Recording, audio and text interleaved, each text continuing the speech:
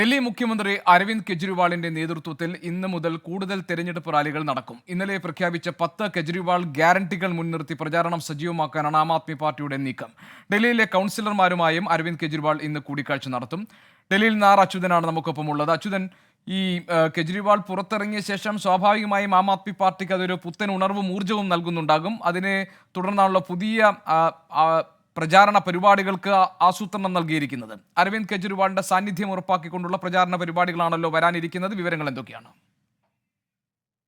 കൃഷ്ണൻ, ഇന്നലെ MLA-മാരുമായിട്ടുള്ള ഒരു യോഗമാണ് ഡൽഹി മുഖ്യമന്ത്രി അരവിന്ദ് കെജ്രിവാൾ ചേർന്നിരുന്നത്.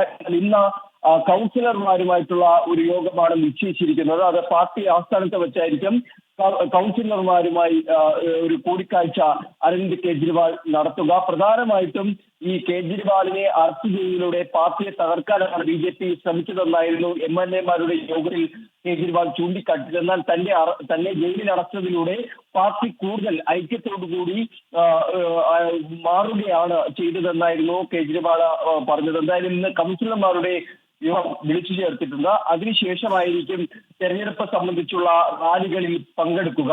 നാളെ പഞ്ചാബ് മുഖ്യമന്ത്രി ഭഗവന്ത് മാനും ഡൽഹി മുഖ്യമന്ത്രി അരവിന്ദ് കെജ്രിവാളും കുരുക്ഷേത്രയിൽ റോഡ് ഷോ നടത്തും. തുടർന്ന് മറ്റ് സംസ്ഥാനങ്ങളിലേക്ക് ബീഹാറിലും ഉത്തർപ്രദേശിലും മഹാരാഷ്ട്രയിലും തെരഞ്ഞെടുപ്പ് റാലികൾ കെജ്രിവാളിന്റെ നേതൃത്വത്തിൽ ആം ആദ്മി സംഘടിപ്പിക്കുന്നുണ്ട്. അങ്ങനെ ഇനിയുള്ള ദിവസങ്ങൾ അത് കൂടുതൽ തെരഞ്ഞെടുപ്പ് റാലികൾ പങ്കെടുത്തുകൊണ്ട് തെരഞ്ഞെടുപ്പ് പ്രചാരണം ശക്തമാക്കാനാണ് ആം ആദ്മി തീരുമാനിച്ചിരിക്കുന്നത്. ഗോപികൃഷ്ണൻ.